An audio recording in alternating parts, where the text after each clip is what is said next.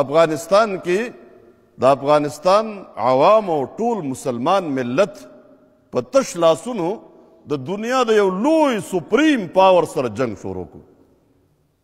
هغې را روانو داسې دا قبضې کړې وې، دا ریاستونه ټول قبضه کړي وو. نو را روانو دا به وي چې ګرمو اوبو ته رسي، کراچۍ سمندر به قبضه کوي، او چې کوم ځای ته ننوتی دی هغه ځای نه بیا وتی نه دی. دا یو هو غوندې پرته وه په دنیا باندې. دې افغانیانو په تش لاس په خپل یو بند ټوپک او په تبرګیو په لوړ باندې جنگ شروع کړو. نه منو. تاسو اندازه ولګول الله څنګه مدد وکړو. خو کله لس کاله تیر شو، په لکونو شهدا پیش کړی شو او وینې توی شوې. الله برکت واچو په هغې کې، او د دنیا د مخ نه د یو اس اس آر په نوم باندې سپریم پاور ټوټې شو، ختم شو.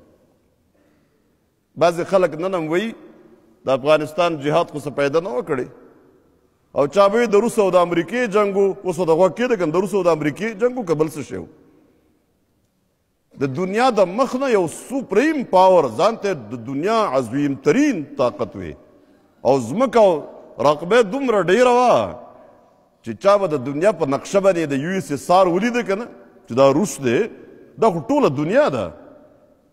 دوه براعظمونه او لویه دنیا د ده سره ختم شو. دا د شهیدانو د وینو برکت و. څوک چې قرباني ورکوي عامه خبره ده که انقلاب ژوندي نه راولي، انقلاب مړي راولي، شهیدان انقلاب راولي. نو امریکې ته خوشحالي میلاو شوه چې زما په مقابله کې طاقت ختم شو، اوس به زه د دنیا بادشاه یم. نو د خپل ټینکونو، توپونو، بمونو، پوجونو، د ډرون او د هر څه سره بغیر د څه سبب نه او څه وجې نه بلډینګ په نیویارک کې وغورځېده، او هغه هم په خپله کړی و. دا خو ثابته خبره ده چې دغه کار هم په خپله کړی و، سازش یې کړی و.